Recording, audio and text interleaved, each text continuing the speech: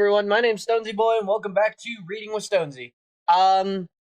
Today we're reading pages 41 to 63. I edited the last two episodes, and found the audio was, sounding like I was in a can. So I'm just kind of testing it, see if it sounds better or not. I really don't know. Hopefully it does. I really don't know, if it does or doesn't. But, yeah, I hope it does.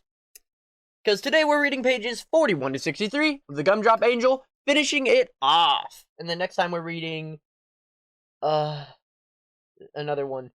But honestly, I'm not very impressed with the Gumdrop Angel. Maybe it's just me, but the Gumdrop Angel has so far just been kind of niche, if that makes any sense. Just kind of a meh story. And considering today's gonna be the last episode, I don't know really how to feel about that. But yeah, maybe I'm just crazy. So without further ado, let's begin. Angel woke up abruptly. Where was she? She rubbed her eyes and tried to orient herself. The last she remembered, she was listening to music and singing. She looked around the room. It was dark. She flipped on a lamp on her nightstand and looked at her clock. It was just past 11 p.m. She took off her headphones and listened. The house was silent except for the intermittent ticks and groans, the usual sounds. Angel's neck itched. She scratched at it. Her jaw itched, and she scratched at that as well. And then the itching started up on her chest, which she got up and went to the dresser so she could look in the mirror. She had gotten bitten by some insect at the horse farm. Angel looked at her reflection. She sucked in her breath. Even in the soft light of their nightstand, Angel could see that her skin of her jaw, neck, and upper chest were mottled bright red and unnaturally pale white. The skin was all puffy and angry looking. It looked like a rash, but not like a rash she'd never seen before. Angel touched her inflamed skin. It felt weird. It was like a squishy texture. It started to stare at herself in horror. Oh, this is not good. Not good at all. Angel didn't like to think of herself as super wrapped up in how she looked, because that was something she hated about her mother. But she had to admit, she tended to take her looks for granted. She was pretty, and she knew it. She didn't use her looks to gain an unfair advantage or anything. She didn't let her looks turn her into an idiot, either. Boys at school asked her out all the time, but she usually said no. She only dated a couple of guys, and she found them to be immature and grabby. And she never let anything progress past a few dates. She never had a boyfriend, either. Dominic was the first boy she considered to be a boyfriend material. But Angel's looks were an integral part of her plan to be a successful actress, singer, and dancer. She was going into the industry that valued looks almost even more than talent. And getting that kind of weird skin condition a month before an acting workshop was the exact opposite of what she needed. She stared at the blotchy mass of the bright red nodules on her skin as she watched the redness spread. It was spreading fast. She could actually see it creeping up from her jawline to the lower part of her cheek. Maybe it was just some sort of rash from the horses at the stable. She had to be feeling a little congested at the barn. Ophelia and her horrible father had taken everything from her. It only made sense that they'd be responsible for taking her health, too. Oh, stop. Please stop, Angel pleaded as she watched the ugliness fan outward to her jaw and creep up her lovely smooth cheek. What could she do? Angel went to her door, listened, heard nothing, and carefully opened the door. As soon as the door was open, she could hear Myra's reverent snores coming through the double doors of their master suite. The louder blast nearly vibrated the whole house. How did her mother sleep next to that man? With earplugs, that was how. Her mom bought the best earplugs money could buy. Ophelia was snoring too. Her snores were like a mini version of her dad's. Angel tiptoed down the hall, went into the bathroom, shut the doors quietly as she could, then turned on the bathroom light. Ugly gold wall sconces, way too formal for a suburban house, flanked an equally ornate framed mirror. She again faced her reflection. She almost screamed, but clapped a hand over her mouth and whimpered instead. In just a few minutes it had been taken her to get from her room to the bathroom. The rash had spread farther up her cheeks and down her chest. Angel turned on the water and grabbed for soap. Maybe if it was a rash, she would clean the rest of the dust and dander from her skin. It would stop any further advancement. And she started to soap up with a washcloth. Then she looked at her hair. Dominic would clean her hair, and her skin for that matter. What had been in the plastic bottle? It had been more than water. It had a foul smell. What if the solution in the bottle was toxic? It was from Freddy's. It wouldn't be a surprise Angel at all if something was wrong with it. She needed to take a shower. Turning off the faucet, the Angel turned round and turned on the shower. She stripped off her clothes. She hoped everyone was sleeping deeply enough not to hear the shower. She was pretty sure they were. Even if they weren't, it didn't matter. She had to get off whatever crud she picked up at Freddy's. Angel got in the marble shower and let hot water slowly over her. She reached for the shampoo and poured more over her head she ever used in her life. She proceeded to scrub herself harder than she ever had. She scrubbed so hard it hurt. She scrubbed so hard her skin bled. She saw a trickle of red going down the drain. She realized she'd gone too far. She rinsed thoroughly and toweled off. She wrapped herself in another dry towel. Before she faced her mirror again, Angel took a deep breath. Please, she begged. Please be better. And closing her eyes, she moved to her mirror. She faced it. She opened her eyes and she immediately started breathing hard, almost hyperventilating, her heart pounding in her panic rhythm that felt like 300 beats per minute.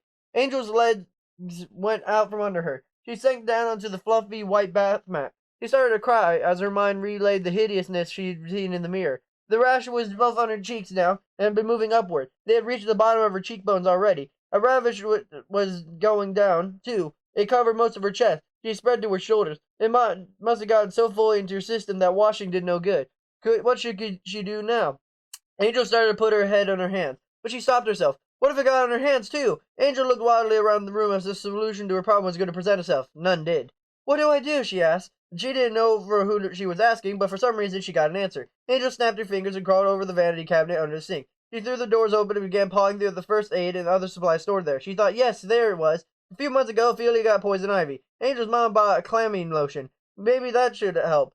Angel flung aside bottles and boxes of the cabinet until she could reach the bottle of pinkish liquid. She grabbed it, opened it, and began slathering herself with the calamine.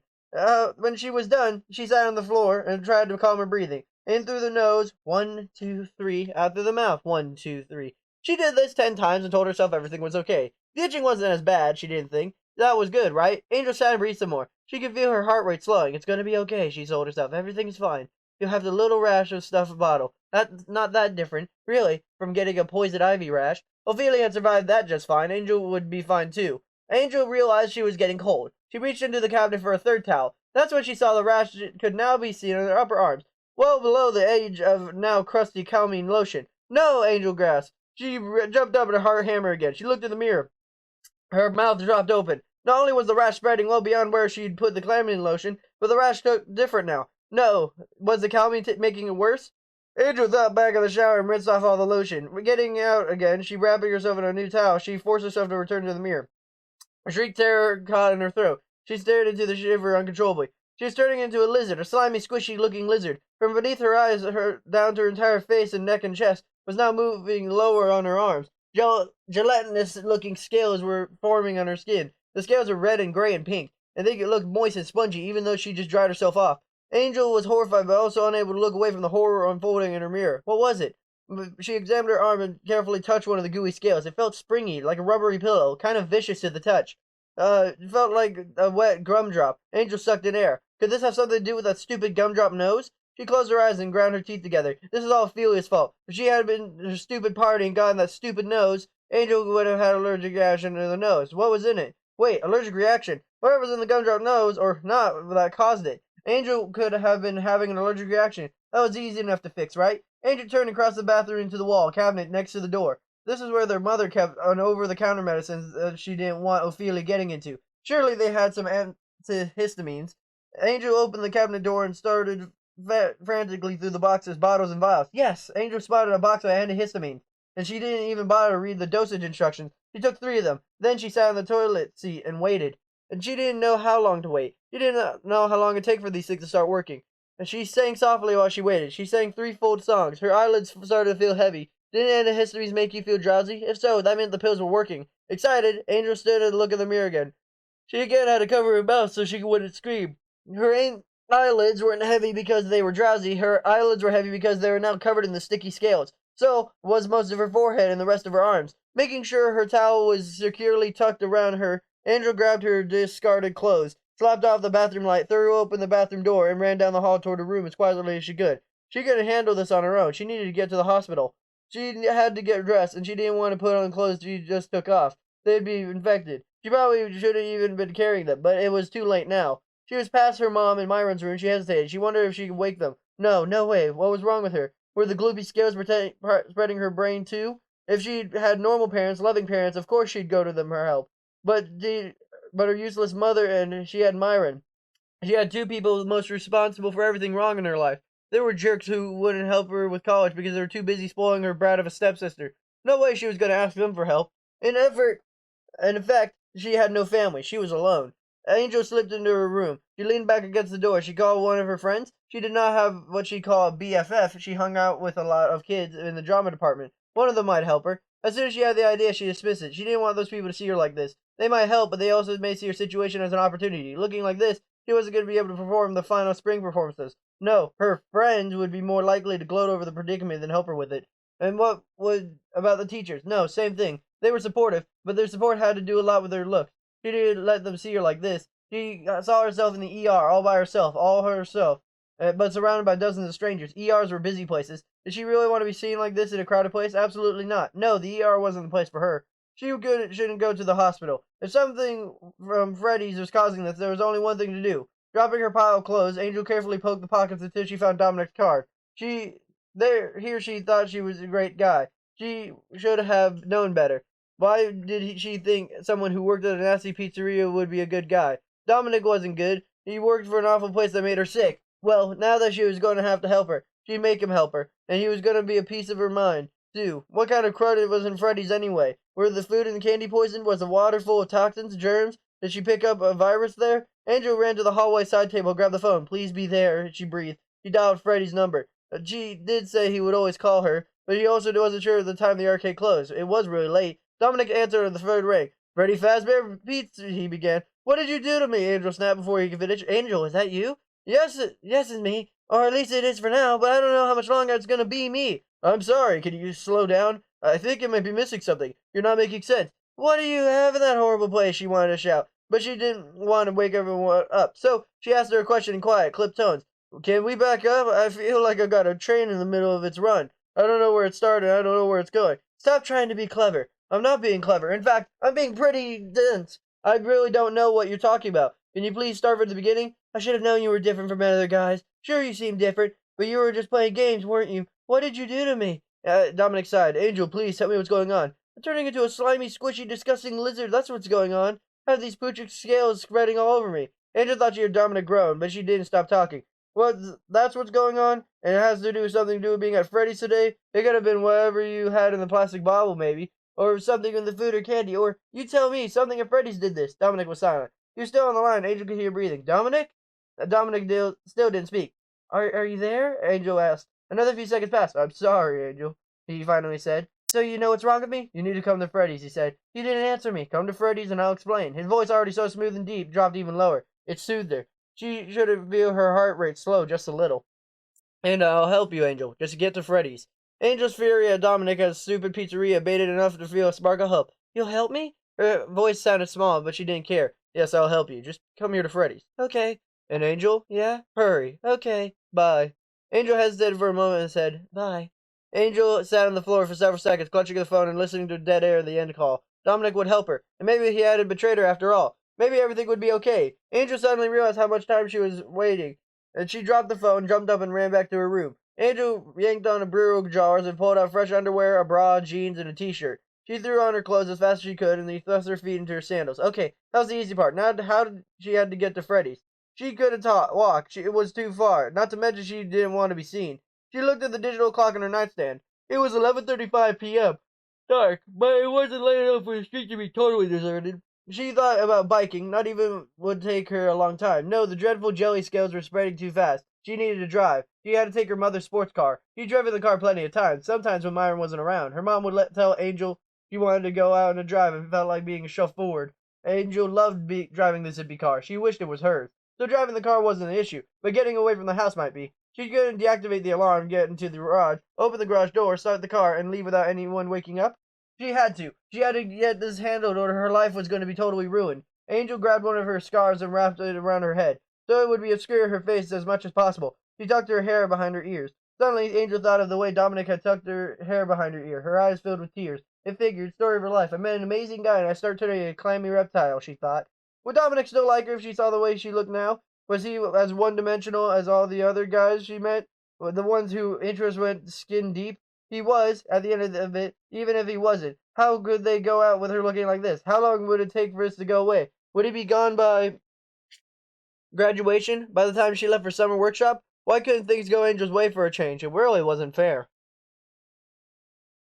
By the time Angel got to her mother's bright yellow sports car, the squingy reptile skin had completely covered Angel's arms. She assumed it was heading down to her legs, too, because she felt funny. Her stomach felt strange as well, kind of heavy. She noticed that she sat down in the driver's seat of a car where she was shorter in the seat than she had ever been before. She had to adjust the rear view mirror downward. She usually had to adjust it upward because she was a little taller than her mom. When she noticed this, she lifted her shirt to see what was happening. She let a low scream. Her stomach had gotten so elastic it was kind of collapsing on itself when she sat down. She was going to be able to get to Freddy's before she was too pliable to do anything at all. Angel was back down her driveway and pressed the button to close the garage door. Her neighborhood was an expanse of darkness broken up by outdoor porch lights. In the distance, a dog barked, but otherwise the only sound was the car's engine. None of the houses near hers had lights in the windows. It didn't look like anyone was staying up late to see Angel taking her mother's car out for a spin. Good. Angel pointed the car to the direction of Freddy's, and she resisted the urge to stomp on the accelerator. Speeding through down wasn't the thing to do right now. So she drove. Well, like an angel. Carefully to obey every traffic law so as not to draw any attention to herself, bringing a highly visible, expensive car about made being obstructive to a little challenging, even under normal circumstances. These weren't normal circumstances. Most of the trip was quiet and uneventful, but a block from Freddy's she had a scare. Waiting in the red light, she heard a grumble of some kind of muscle car coming up a sports car. She didn't look over, but the driver of the car whistled, called out, "Wanna have some fun, honey?" Angel clutched the steering wheel harder, or she tried to. When she got a grip she wanted, she looked down and why? Oh no. Her fingers were turning into a cemented chunks of mucus-like material that turned her stomach. They didn't even look human anymore. The driver in the car next to her called out again, and she glanced over the driver's door to be sure the locks were engaged. She also lowered her hands to the bottom of the steering wheel so the driver wouldn't see them in the relentless intrusion of the streetlights. The guy in the muscle car kept up, a rude, suggestive pattern with the light stayed red. And it was taking so long for it to change. Eventually it turned green. The muscle car sped off. Angel let up her pent-up breath, drove the rest of the way to Freddy's without encountering another vehicle. When Angel finally pulled her mom's little sports car into the parking spot closest to the front door of Freddy's, she looked around the brightly lit lot. Thankfully, no other cars were in it. She was alone. Now scanning the area again, she opened the driver's door and headed toward Freddy's entrance. Before she got there, Dominic opened the car door and looked out at her. Angel's steps faltered. Even though she needed Dominic's help, she still didn't want him to see her this way. She looked down to get her hair all forward over her face. "Angel?" Dominic called out. "It's okay, don't worry about how you look. I don't care about that. I just need you to hurry so I can help you." Angel glanced at Dominic through the veil of her hair. His expression was somber. His lips were pressed together. His eyes looked red. Had he been crying? He really seemed to care. This made Angel trust him even more. He walked forward and put her malformed hand in his strong, perfect one. Without any comment about her hand or any of the rest of her, he led her into Freddy's. "Come on, I'll take you to the back." Angel let Dominic pull her down the hall. Looked up. The place looked much different now than it had been a few hours ago. Not just because it was empty and quiet, but because why? Angel frowned. Was it the lighting? During the party, every light in the restaurant had been on. Now most of them were out. The only ones that were on down to a dim setting. Every bright color in the place was muted. Shadows stretched down the hall instead of her, and created pockets of darkness along the walls and the ceiling. The effect of somber and maybe even a little scary. Taking a few tentative steps down the hall with Dominic, Angel could still see the pictures of the characters on the walls, but they looked less friendly now. Why was that? Was it the shadows or something else? Angel looked a few more steps until she heard a weird clinking sound. Suddenly, scared for no reason, she stopped. "It's okay," Dominic said. "Just one of the animatronics doing daily maintenance." Angel nodded and began hobbling forward again. She wasn't feeling woozy. The edges of her vision started to get fuzzy, and her balance wavered. Was the restaurant getting darker? No, it was the same. The problem was her. She was starting to lose consciousness. "Dominic, I'm having trouble seeing." Dominic put his arm around her and started moving her more quickly along the hall. He said something to her, but he didn't understand it. Something was wrong with her hearing now, too. It felt like she had cotton in her ears. She was thinking toward the door. Her legs were going limp. They couldn't hold her anymore. "Dominic, help me!" Dominic lifted her in her arms, and she began trotting down the hall. Suddenly the lights were brighter. Not by a lot, but a little. They didn't seem to reveal any of the surroundings, though. Angel's diminished vision was worsening even more as the walls and floors going past her taking on an amorphous quality. They're losing their edges and becoming indistinct, almost impressionistic. Angel tried to blink, but bring a hand to wipe her eyes, and her arms were swung loose to her sides. She couldn't get the response to the brain's commands. But really, what were her brain's commands? Her brain was meandering around in her brain cells that turned into soft rubber. Not rubber. She sensed they were turning into goo, like a goopy clay stuff Ophelia liked to play with, smooshing in between her little fingers like melting cheese oozing out of a grilled cheese sandwich. Okay, Angel, we're here. I'm gonna put you in something that's gonna help you. Do you understand?" Angel nodded because she could suddenly hear again. Why? Maybe it was a relief. She was getting the help she needed. Dominic knew what was going on. She said she'd explain it. He hadn't explained, but she wanted him to, but mostly she wanted him to make it stop. Maybe Dominic was an antelope. No, that wasn't right. Antidote. That's what it was.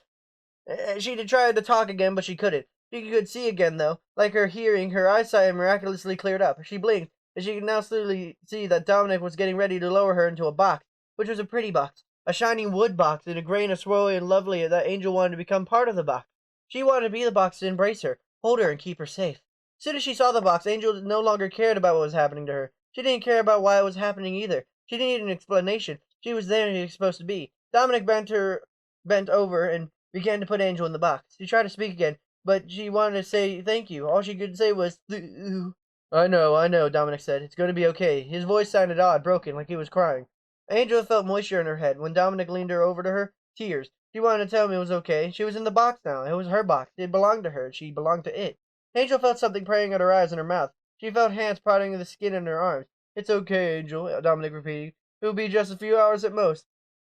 A few hours until what? Angel hoped it was a few hours until she was all well. Wouldn't that be great? She had something she wanted to do. What was it? I'm here, Angel, Dominic said. You're not alone. Dominic! That was what she wanted to do. She wanted to go out with Dominic. If there was a better in the few hours, she'd be able to go. Where were they going to go? Do you feel anything? Dominic asked. Angel wanted to answer the question. Yes, she felt things. She felt a hard surface beneath her body. She felt something cool under her head. She felt the warmth of the bright light shining down on her. She felt the hand on her forehead. Close your eyes, Angel, Dominic said. Angel did as she told her to do. The light went away, so the world went dark. She could still hear, but sounds were distorted, like floating in water, her ears just below the surface. There you go, Dominic said. It will be all over soon. Good, Angel thought, and she let unconsciousness take her.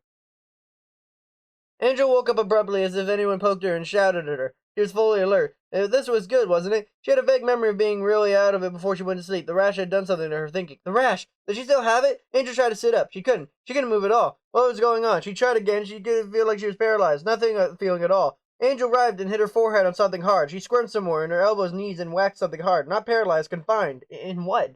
For several moments, Angel thought of the free of the box she was in. She lamented Ophelia's party like she was understood vaguely how responsive for where she was now. But she stopped struggling. Angel just told herself to stay calm, to be stuck, and then figure out what to do next. She scanned her body. She felt foreign, not familiar at all, but she could sense that it seemed to be an upright position. Was she standing? If she was standing in some kind of box that was so tightly fit around her that she had no leeway to move. Angel's breathing quickened. She couldn't like confined spaces. She opened her mouth to call out, but her mouth was covered in something. Tape? She couldn't get her lips apart. She couldn't feel her teeth either. She was having a little trouble breathing. Her nose felt funny, like it was partially plugged with something. Angel was on the verge of panic when suddenly she felt space open up beneath her feet, and she felt a sensation of being lowered, down, down, down. From what seemed like a great distance, she could hear the sound of children screaming. She recoiled. She hated the sound of children screaming. That was the sound always reminded her of the bothersome stepsister, Ophelia. Overcoming the sound was screaming. Angel heard a musical fanfare and booming announcer's voice. She couldn't make out all his words, but it sounded like she was talking about some birthday, and he heard grand finale. Why would those words sound familiar? The children's scream turned into cheers and laughter. Angel's eyes were suddenly assaulted by bright, bright lights and lots of dazzling colors. She tried to figure out where she was because she sensed that they'd been there before, recently, but all she could do was see light and color. Sensation of being lowered had stopped, and now Angel could feel that she was hanging in midair. She felt her body swaying back and forth, back and forth. It was not a pleasant sensation, so she tried to control the motion by twisting herself this way and that. They also flailed her arms, and she was pleasantly surprised that she could. She was hanging, but at least no longer confined. She kicked out her legs, and she flexed her hands and feet. The announcer was saying something else. Angel caught the word yummy, but she couldn't work out the rest of it being said. The children's clamor was getting louder, though. Felt like they were getting closer, too. Angel felt like she was being surrounded. She moved her body around some more, doing some sort of mid-air dance. She wanted to do a somersault. She tried. No. Something was attached to the top of her head. The announcer spoke again. His words were all together, and all mushy until she got the last three words. Angel heard those clearly. Ready, set, go! Julie smiled up at the announcer and she said, Ready, set, go! He stood toward the gummy girl oscillating from the ceiling. She so liked being the center of attention because she wanted to stretch out the moment. She turned to look at her parents. They beamed at her. They waved to them. Happy birthday, Julie, her mom called out. Yeah, birthday girl, her dad shouted. Julie grinned as she leaned over the gummy girl dangling in front of her. She reached up her hand, grabbed her foot, and bit off the big gummy's big toe. Everyone join in, the announcer sang out. And the other kids crowded around Julie. They began eating up the swaying, squirmy gummy candy that was unlike any other. And that's the end of that. No, that's just a little confusing. I'll explain in due time. But today we read pages 41 to 63 of the Gumdrop Angel. So, yep, that was pretty good. Next time we'll be reading pages 65 to 80 of 65 to 80 of Sergio's Lucky Day. And I like a lot of the Fnaf books. I really do. That one was kind of bad. Like normally I like a lot of the books, but that one just kind of seemed meh. Like, okay, look above me on that podium. Like above me or even floating behind me. You see all those cool little like things. You see this awesome design of a character, and she's only in it for what? 1, 2 pages? Like, I don't know. That just seems kind of, a waste of a good design.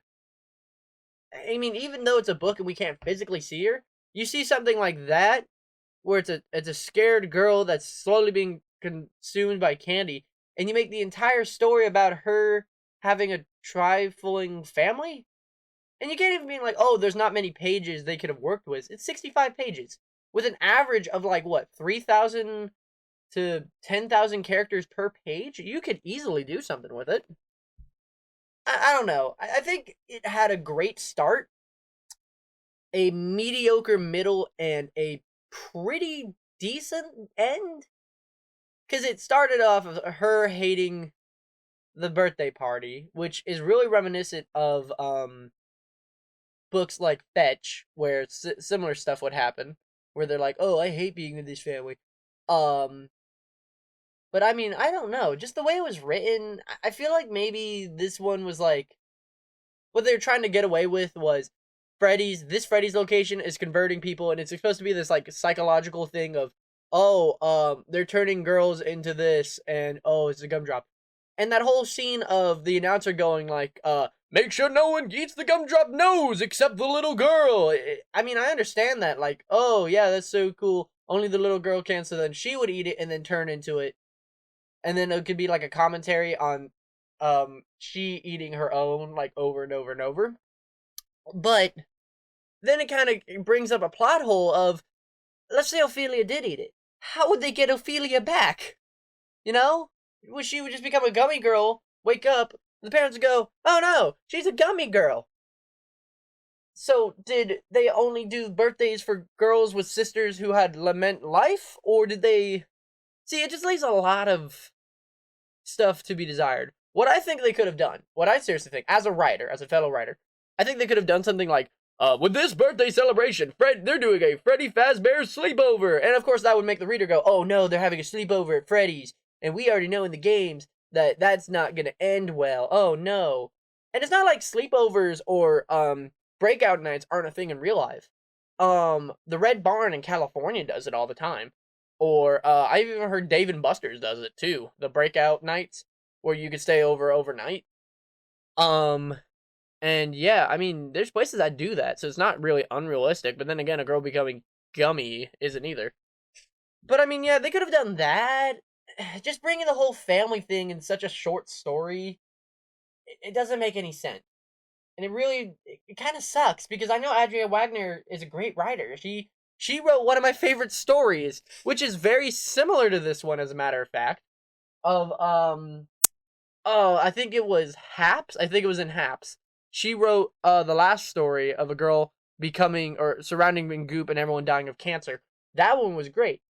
So it kind of makes me sad that maybe this was like the trial run and that was the solution. I'm not too sure. Kind of disappointed. Pretty good.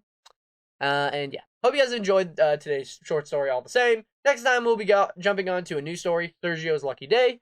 Have a super fantastic, wonderful day, y'all. And I'll see you guys next time. Bye-bye.